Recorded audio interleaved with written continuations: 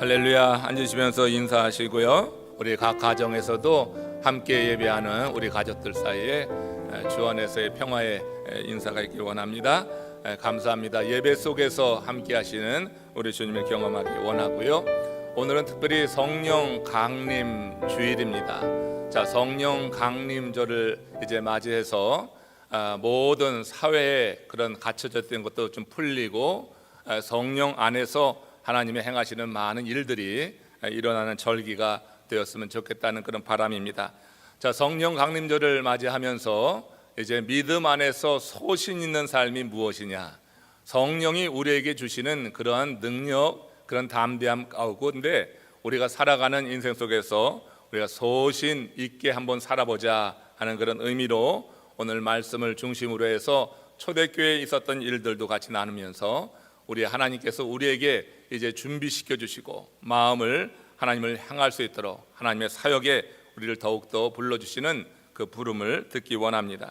자, 성령 강림절은요, 성탄절, 부활절과 함께 우리 기독교의 3대 절기로 알려져 있습니다. 이 성령 강림절은 예수님의 부활 후에 50일째 되는 날이죠. 예수님이 부활하시고 40일을 이 땅에 머물고 계셨죠. 그리고 제자들에게 말씀하시기를 예루살렘을 떠나지 말고 아버지께서 약속하신 것을 기다리라 그랬습니다. 그 아버지께서 약속하신 것이 뭐냐면 성령이죠. 보혜사 성령을 기다리라고 했고, 그 이후에 우리 주님은 부활하셨고 열흘 만에 그 마가의 다락방에 모여 있었던 120문도 그들이 모여서 하나님의 은혜를 사모하며 기도할 때 그 가운데 불같이 임하신 것을 알게 됩니다. 이 일로 인하여서 교회가 탄생하게 된 거예요. 그 능력으로 많은 제자들이 꼭꼭 숨어 있다가 이제 문을 열고 나간 것입니다. 그래서 나가서 예수가 메시아다, 십자가에 달리신 그분이 바로 주다 하는 것을 아주 담대히 선포함으로 말미암아서 초대 교회가 불같이 일어나게 되는 것을 보게 되는 거예요. 우리가 그동안 오랜 동안 갇혀 있었는데 우리도 이 사회적 거리 두기가 이제 종식되고 이렇게 마음껏 나가서 활기차게 살게 될 때 그 무엇보다 예수 그리스도를 주라고 선포하고 증거할 수 있는 힘을 오늘 이 말씀 속에서 우리가 함께 누리기를 원합니다. 그 초대 교회에 임했던 성령의 이 사건에 대해서 사도행전 2장 1절에서 4절에서 이런 말씀으로 기록을 합니다. 같이 읽습니다.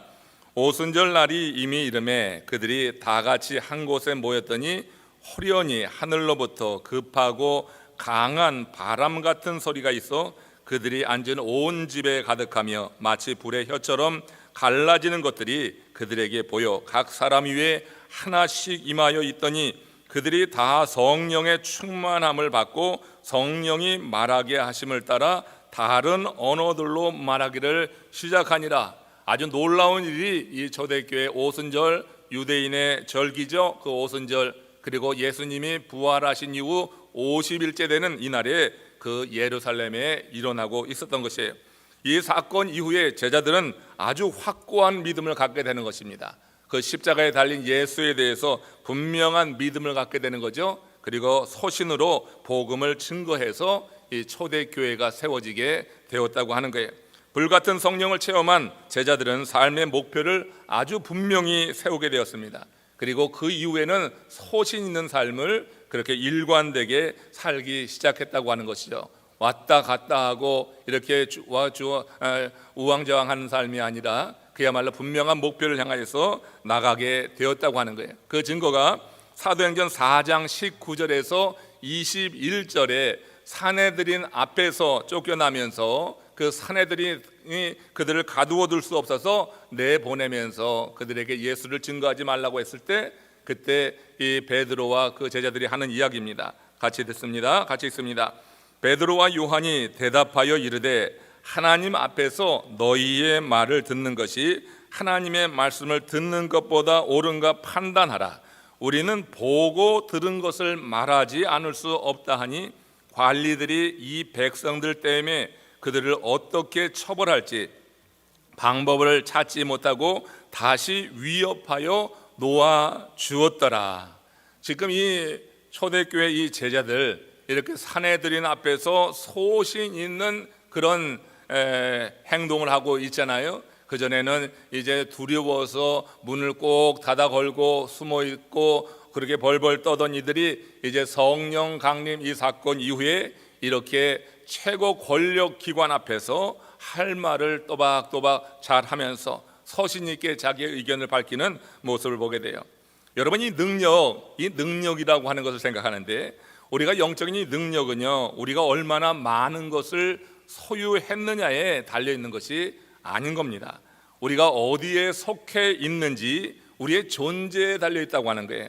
그러니까 능력은 소유가 아니라 존재라고 어느 신학자는 그렇게 말한 거예요. 세상에 많이 우리가 쌓아놓은 그런 소유가 아니라 내가 어디에 속해 있는가, 특별히 믿는 우리들은 우리가 하나님과 얼마나 가까이 있는가, 이것이 중요하다고 하는 거예요.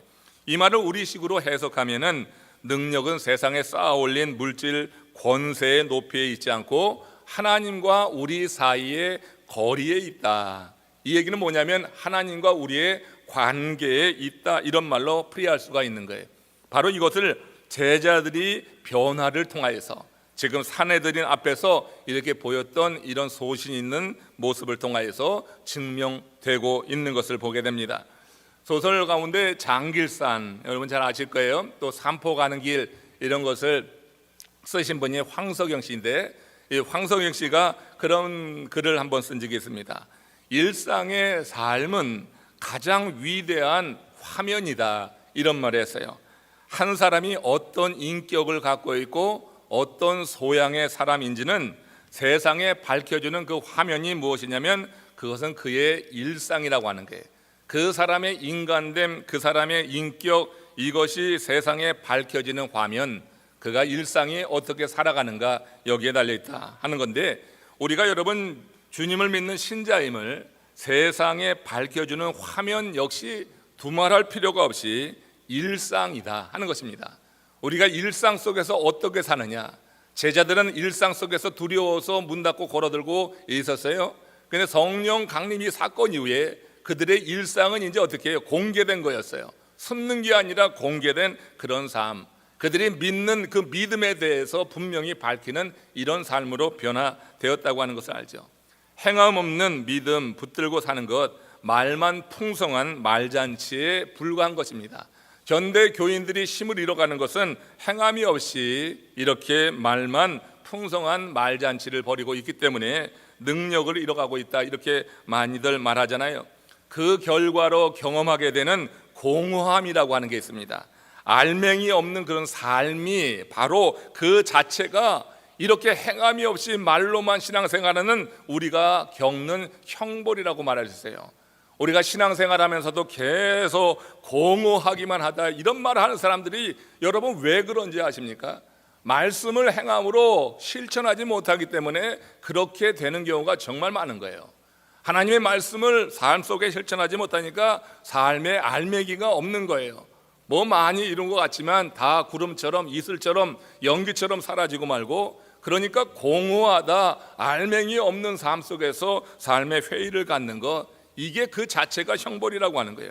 정말로 행함 있는 믿음의 삶을 살게 될 때 우리는 그 믿음이 주는 능력으로 인하여서 우리의 삶의 공허함이라고 하는 것, 외로움이라고 하는 것, 또 이렇게 알맹이 없는 삶 속에서 겪는 그런 회의감, 이런 것으로부터 자유할 수 있다고 하는 것입니다.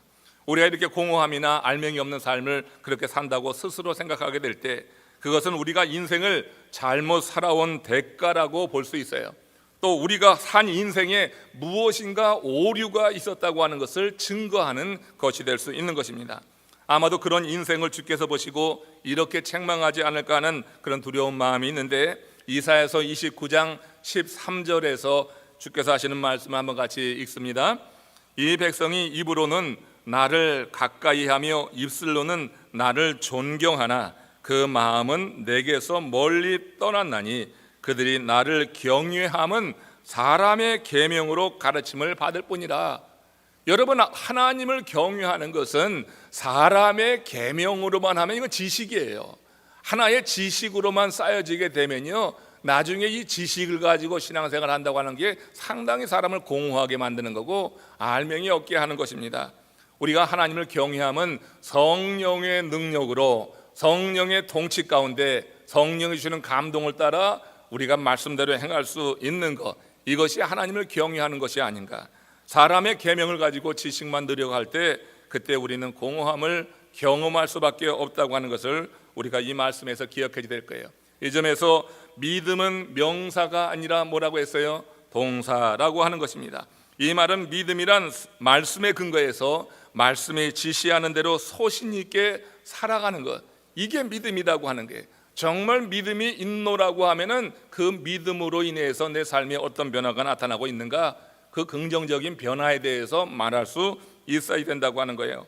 그러면 여러분의 믿음은 과연 명사입니까? 동사입니까? 한번 여러분 솔직히 이 성령 강림 주일에 우리가 한번 깊게 스스로 생각할 때 나의 믿음은 명사인가? 사람의 계명을 받아들여서 그저 믿음이라고 하는 것은 이렇게 나는 데피니션에, 믿음은 하나의 데피니션 정의가 아니라 그 믿음은 doing, 행하는 건데, 우리는 과연 우리의 믿음은 어떠한가를 이 사회적 거리 두기가 끝나고 나면 많은 사람들의 그 믿음이 적나라하게 드러나게 될 것으로 그렇게 봅니다. 여러분, 이제 우리가 온전히 사회적 거리 두기가 끝나고 이제 모든 것이 그야말로 일상으로 들어가게 될 때 우리의 믿음은 단순히 명사가 아니라 동사로 그렇게 드러날 수 있도록 하나님의 은혜를 구하기를 원합니다. 여러분, 사람들의 지지를 구하다가 하나님의 지지를 잃어버린다고 하면은 그것처럼 어리석은 인생이 어디 있겠어요? 사람의 계명만 꼭꼭 기억하고 그대로 살려고 하다가 하나님께서 성령 안에서 주시는 그런 지시가 있는데 그것을 우리가 따르지 못하고 산다고 하는 것은 얼마나 어리석은 일인가. 하나님의 지지를 받을 수 있는 믿음의 선택이 우리 가운데 있었으면 좋겠어요. 이와 관련해서 오늘 본문 말씀이 우리에게 중요한 교훈을 던져주는 거예요.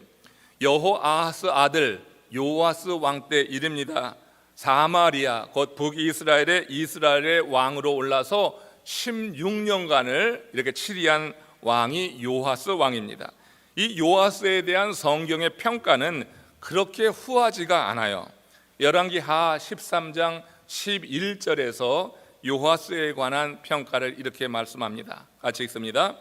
여호와께서 보시기에 악을 행하여 이스라엘에게 범죄하게 한 느밧의 아들 여로보암의 모든 죄에서 떠나지 아니하고 그 가운데 행하였더라. 그러니까 이 요아스에 대한 이 평가가 좋지 않죠. 여로보암의 죄라고 하는 것은 금송아지 숭배를 의미하잖아요.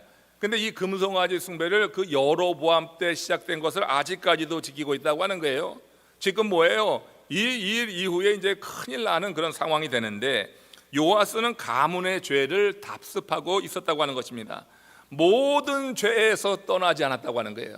여로보암으로부터 시작한 그 죄로 인하여서 모든 죄에서 떠나지 않았다. 그는 이 요아스가 국가 개혁이나 어떤 변화에 대해서 별 생각이 없었다고 하는 거예요. 여로보암의 죄가 온 나라에 드리워져 있는 것에 대해서 별 그렇게 마음에 꺼리는 게 없었다고 하는 거예요. 그런데 오늘 본문에 보면은 이 요아스가 좀 생뚱맞게 행동하는 그런 모습이 하나 나오는 거예요. 열왕기하 13장 14절 말씀입니다. 같이 읽습니다. 엘리사가 죽을 병이 들매 이스라엘의 왕 요아스가 그에게로 내려와 자기의 얼굴에 눈물을 흘리며 이르되 내 아버지요 내 아버지요 이스라엘의 병거와 마병이여 하며. 이건 참 이상한 행동이에요. 여러분, 엘리사는 하나님의 사람이에요. 하나님의 사람으로서 이 엘리사와 하나님의 뜻을 어기고 있는 요아스의 이 관계를 살펴보면은 지금 이 엘리사가 죽을 병이 들었을 때 요아스가 보인 이 행동은 그야말로 생뚱맞다. 정말로 이해할 수 없는 그런 행동을 한 거예요. 엘리사는 북이스라엘 선지자로서 권력의 눈치를 보는 그런 사람이 아니에요. 하나님의 말씀을 받은 대로 전하는 사람이에요. 그러니 여러분, 우상을 숭배하고 있었던 요아스 왕에게는 눈의 가시 같은 인물이었을 것입니다. 요아스는 엘리사를 그냥 두지 않았을 거예요. 바른 말을 하는 엘리사에 대해서 압박하기도 하고 회유도 했을 것으로 충분히 짐작합니다. 여러분, 자유민주주의 시대인 지금도요, 대통령이 되면요 막강한 권력을 갖고 있잖아요. 그래서 언론까지 통제해 버리더라고요. 언론까지 자기 입맛에 맞게 그렇게 길들이더라고요. 여러분, 그 당시 언론이 뭐냐면은 바로 선지자예요. 하나님의 말씀을 받아서 그 말씀을 그 사회에 전해주는 그런 책임을 맡은 자, 선지자예요. 저는 여러분, 언론이 선지자 같아야 된다, 이렇게 생각을 하는 건데, 그런데 여러분, 이 막강한 권력을 갖고 있는 왕정 체제에서 한 선지자가 통치 행위에 대해서 비판한다고 하면은 지금도 그거 듣기 싫어갖고 대통령이 어떻게 행하는데 그 왕정 시대 때 오죽했겠느냐고 하는 거예요. 요아스는 자기의 편이 되든지 아니면 잠잠히 가만히 있으라고 그 입을 틀어막으려고 했을 것이 분명합니다. 그러나 하나님의 사람 엘리사는 전혀 자신의 입장을 바꾸려고 하지 않았던 거예요. 그는 하나님이 그 입에 담아주신 말씀을 세상 왕이 막으려고 한다고 그대로 할 사람이 아니었던 것입니다. 그런 사람이라고 하면은 하나님이 택하지도 않았을 거예요. 그러니 엘리사가 죽을 병에 들었다고 하는 말을 들을 때 인간적으로 어떤 생각이 들겠느냐 하는 것입니다. 인간적으로 알터니가 빠진 느낌이라고 하는 게 이럴 때 쓰는 말 아니겠어요? 나를 그렇게 괴롭히더니 이제 죽게 되는구나, 알터니가 빠졌다, 시원하다, 이렇게 반응해야지 이게 여러분 옳을 것 같은데, 요아스의 반응은 전혀 예상치 못한 뜻밖의 반응이었던 거예요. 요아스는 엘리사를 찾아가서 눈물 흘리며 통곡을 했던 것입니다. 그리고 엘리사 앞에서 그의 이름을 부르며 내 아버지요, 내 아버지요, 그렇게 외쳤어요. 그뿐만 아니라 요아스를 가리켜서 요아스는 엘리사를 가리켜 가지고 이스라엘의 병거와 마병이요, 이렇게까지 했어요. 이는 이스라엘 민족의 안위가 엘리사에게 달려있다고 하는 표현이에요. 더 구체적으로 정확히 말하면 엘리사 속에 역사하시는 성령 하나님, 그 하나님의 역사에 달려있다고 하는 그런 표현이라고 하는 거예요. 무엇이 요아스로 하여금 그럼 이렇게 엘리사의 죽음에 이런 반응을 보이게 한 걸까? 우리가 성경을 읽으면서 묵상하면은 그런 부분을 생각해야지 되는 거예요.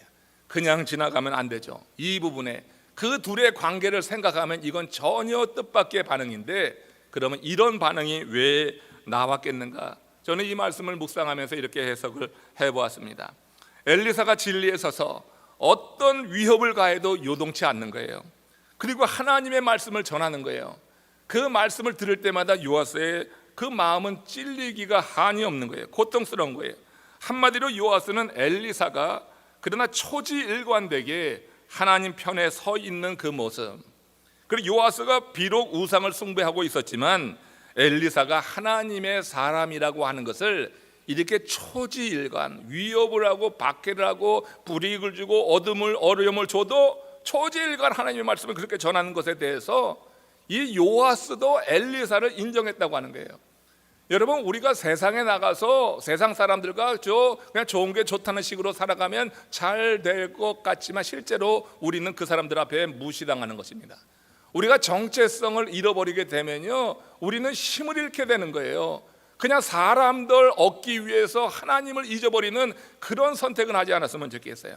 지금 이 엘리사는요, 요아스 앞에서 하나님이 주신 말씀을 그대로 대언했던 사람이요. 그 모습이 당장 듣기에는 힘들고 어려웠지만 지금 이 엘리사가 죽는 이 상황에 이르렀을 때 지금 요아스는 자기의 속마음을 이렇게 표현했다고 생각을 합니다.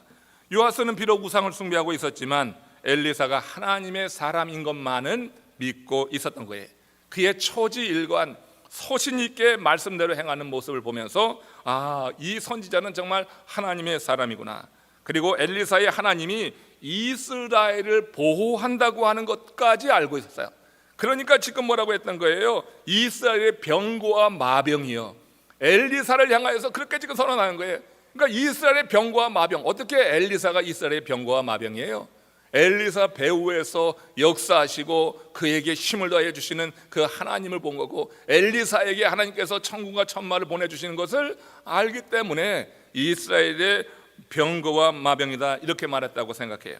엘리사는 요아스의 이런 마음을 보고요, 그에게 죽기 전에 그야말로 선물처럼 이제 앞으로 아람과의 전쟁이 있게 될 건데 그 전쟁에서 되어질 일에 대해서 이 요아스가 엘리사가 죽는다고 할 때 와서 그 마음을 보여줬을 때 이렇게 말하는 거예요. 열왕기하 13장 17절 오늘 본문입니다. 같이 읽습니다. 이는 여호와를 위한 구원의 화살 곧 아람에 대한 구원의 화살이니 왕이 아람 사람을 멸절하도록 아벡에서 치리다. 그러니까 지금 엘리사는 요아스가 아람과 전쟁을 치게 될 때 하나님께서 이 전쟁에 승리를 주실 것입니다 하고 지금 요아스의 마음을 위로하고 있는 거예요. 제가 여기서 드는 생각 하나 있습니다. 하나님이 엘리사의 생명을 연장시켜 주셨다면 어땠을까?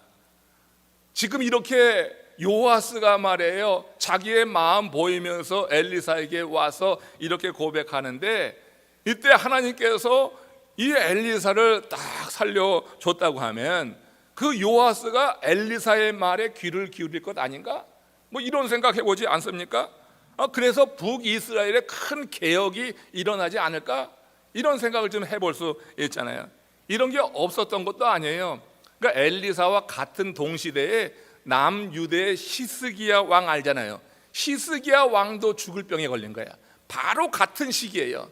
같은 시기에 히스기야 왕이 죽을 병에 걸렸었는데, 그때 히스기야 왕은 하나님께 간구하며 하나님께서 히스기야 왕을 살려주셔서 15년 더 생명을 연장시켜 주셨잖아요.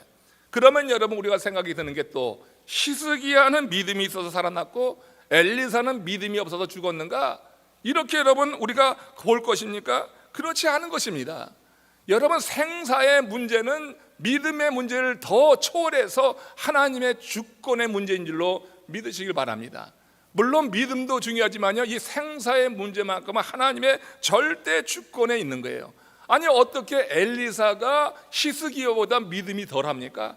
그러니까 믿음이 없어서 죽을 병에 걸렸다가 엘리사는 죽고, 히스기야는 믿음이 커서 이렇게 죽을 병에 걸렸다가 이게 15년 더 살았다? 이건 말이 안 되는 거예요.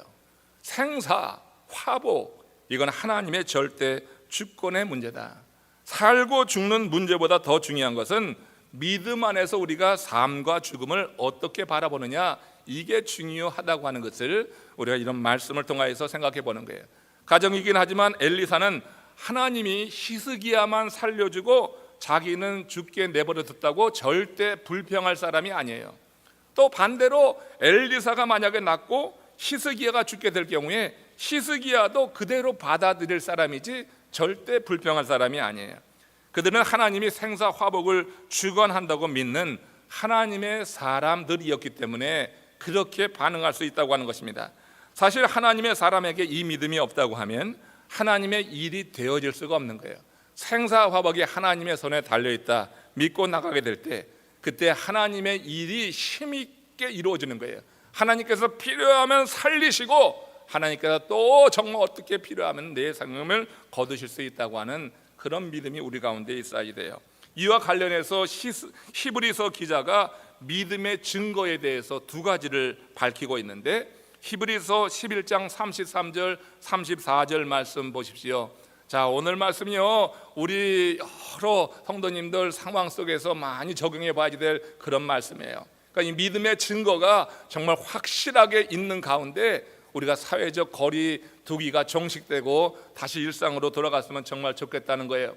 이 기간 동안에 정말 하나님의 은혜를 구하셔서 이렇게 믿음의 증거가 둘 중에 하나는 있기를 바랍니다. 자, 먼저 히브리서 11장 33절 34절 말씀 시작.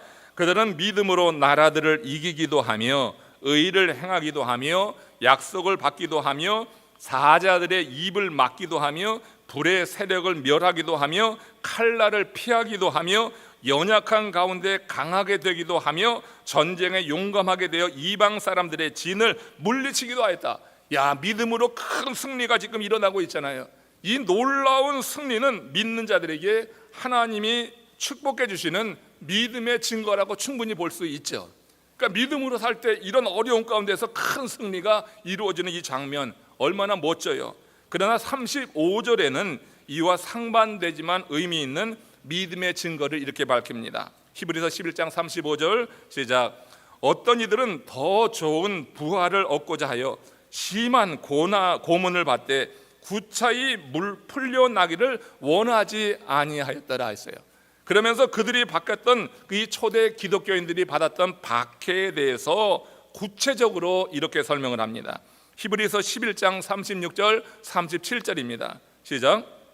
또 어떤 이들은 조롱과 채찍뿐 아니라 결박과 옥에 갇히는 시련도 받았으며 돌로 치는 것과 톱으로 켜는 것과 시험과 칼로 죽임을 당하고 양과 염소의 가죽을 입고 유리하여 궁핍과 환난과 학대를 받았으니 그들이 광야와 산과 동굴과 토굴에 유리하였느니라. 이 내용은 히브리서 11장 33절 34절과는 전혀 상반되는 그런 일이에요. 그러니까 초대교회 기독교인들이 이런 두 가지의 아주 대조적인 그런 일을 겪으면서 복음을 증거했다고 하는 거예요. 근데 이 두 가지 다 뭐냐면 그들의 믿음의 증거다.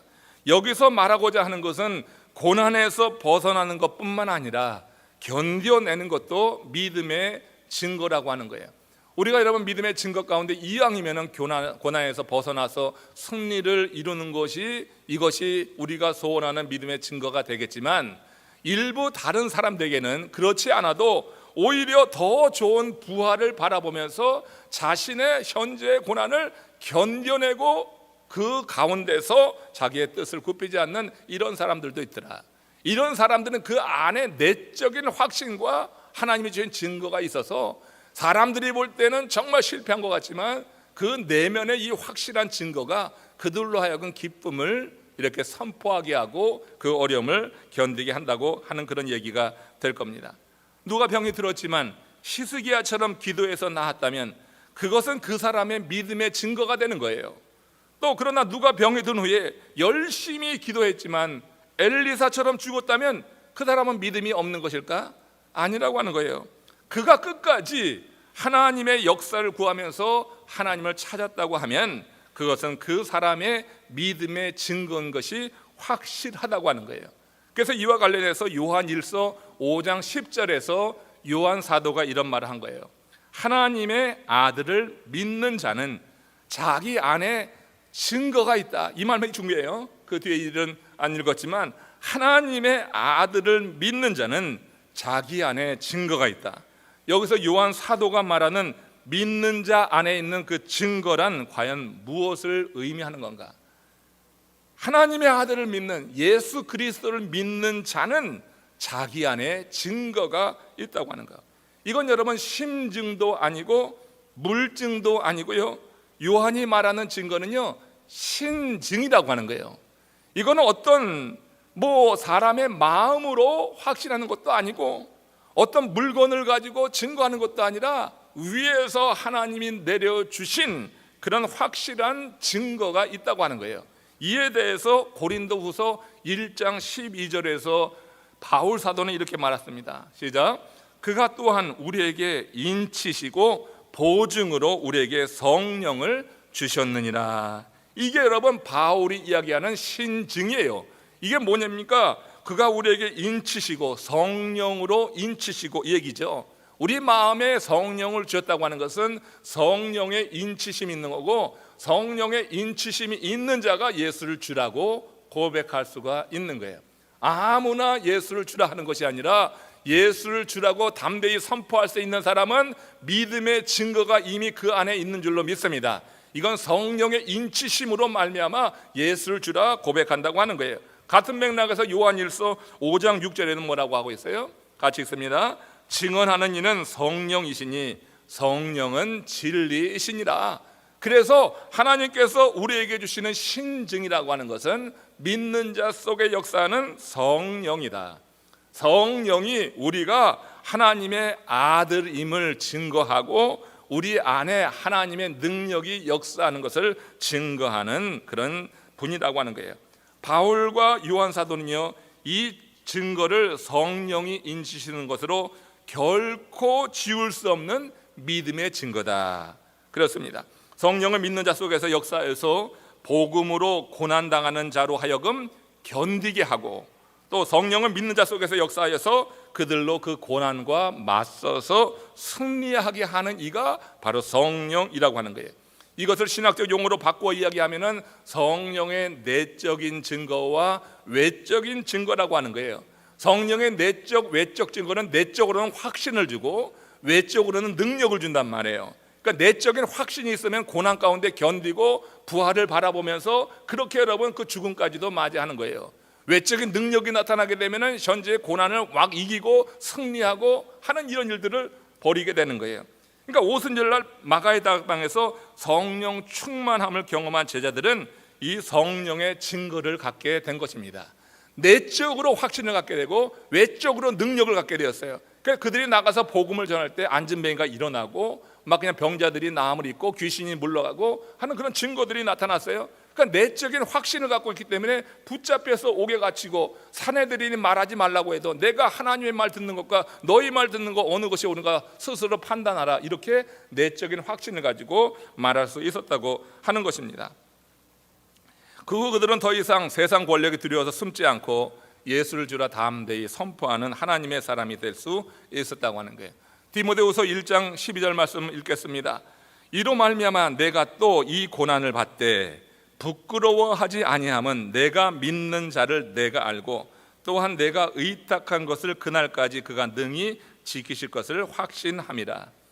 여러분, 엘리사는요 요아스를 책망하는 말씀을 받았어요, 하나님으로부터. 오늘 본문을 다시 돌아가서 보면 요아스를 책망하는 이 말을 하라, 하나님으로부터 그 말씀을 받았을 때 이 요아스 왕이 나에게 어떻게 행할까 그거 생각하고 주저하지 않았다고 하는 거예요.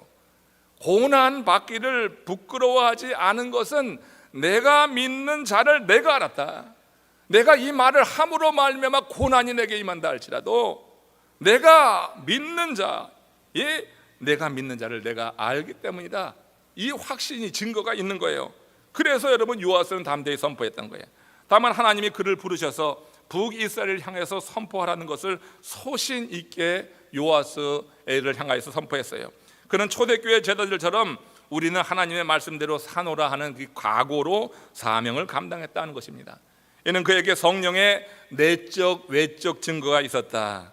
그래서 그 증거가 그 마음속에 두려움을 다 몰아냈기 때문에 이런 사역이 가능했던 것이다. 이처럼 믿는 자 안에서 소신 있게 행한 사람들에게 삶을 통해 입증된 증거가 있어야 되는 거예요. 내가 소신 있게 믿음 안에 살았다고 하면은 그 삶을 통해 입증된 그 증거가 과연 무엇인가? 내가 믿노라고 하면서 내 삶 속에서 내 믿음을 증거한 것은 과연 무엇인가? 한번 생각해 보세요. 마지막 말씀으로 정리하면서 이 이야기 좀 나누면은 그 믿음의 증거에 대해서 좀 더 구체적으로 생각할 수 있을 것 같습니다. 몇 해 전에 그해 마지막 날이었어요. 한 교회에서 송우영신 예배를 드릴 때 한 괴한이 무장을 한 채 교회 문을 열고 들어왔습니다. 한 총에는 연말 소총을 들고 한 총에는 탄창을 들고 저 앞에서부터 이 강단을 향하여서 뚜벅뚜벅 걸어오는 거예요. 예배를 드리다 한 50-60명의 성도들이 그냥 완전히 그냥 얼어붙었죠. 실내가 물 뿌린 듯 그렇게 고요해졌어요. 그런데 이 탄창을 들고 창을 들고 앞으로 걸어 나오던 이 괴한이 강단까지 오는 겁니다. 그때 말씀을 증거하고 있었던 그 목사님께서 그 괴한을 향하여서 뭐라고 이야기했냐면은 눈 하나 깜빡이지 않고 그 괴한을 향하여서 뭘 도와드릴까요? Can I help you? 내가 뭘 도와드릴까요? 그렇게 말을 한 거예요. 그런데 이 말 한마디가 그 괴한의 마음을 확 사로잡는 그런 능력으로 역사를 한 겁니다. 그래서 사람을 해치기 위해서 총 들고 들어왔던 이 괴한이 목사님의 그 말을 듣고 하는 거예요. 저를 위해서 좀 기도해 주시겠습니까? Can you pray for me? 나를 위해서 좀 기도해 줄 수 있냐고 갑자기 순한 양이 된 거야. 그러니 뭐 목사님이 기도해 달라는데 사람 가리면서 기도하고 안 하고 합니까? 기도해 달라고 하는 소리가 제일 듣기 좋은데 올라오라 해가지고 그를 이제 꾸려놓고 기도를 하는데 그 괴한이 한순간에 순한 양이 된 거예요. 그래서 목사님으로부터 기도를 다 받고 나서 그 괴한이 일어나면서 목사님을 허그하고 하는 말이 그런 말이에요. 모든 게 잘못될 수 있었는데 하나님께 감사합니다. 이런 고백을 하면서 그가 무장 해제를 하고 그래서 그 성전 안에 있던 모든 성도들도 안전하게 되었다고 하는 그런 기사가 MBC에서 방송된 적이 있습니다. 여러분, 우리가 내적인 증거, 외적인 증거, 내가 하나님을 믿기 때문에, 예수를 믿기 때문에, 그래서 믿음에 의해서 소신 있는 행동을 한다고 하는 것이요, 그것이 여러분 우리로 하여금 이런 마음속의 두려움을 물러내고 아주 담대하게, 또 하나님이 그 순간 그를 사로잡는 거예요. 그러니까 이 증거를 있는 사람이 가장 어려움 속에 있을 때 어떤 일로 나타나냐면 성령이 확 붙잡는 거예요. 아니, 누구라고 총 들고 오는 사람에게 두려움이 없겠어요, 인간이라면? 그러나 성령의 충만함, 성령 충만함이 거기 임하게 될 때 이렇게 되면 담대함으로 그 아주 정말 위험한 순간, 잘못하면 많은 사람이 죽을 수 있는 그 상황 속에서 아무도 다치지 않고 그 사람도 회개시켜서 이렇게 놀라운 간증의 이야기를 나눌 수 있게 되었다고 하는 것입니다. 여러분, 하나님을 경외한다고 하는 것, 우리가 믿음을 갖고 산다고 하는 것이 과연 무엇이냐? 우리가 이런 믿음의 증거가 우리 가운데 나타나고 있는가? 시편 125편 1절에 보면 여호와를 의지하는 자는 시온산이 흔들리지 아니하고 영원히 있음 같도다.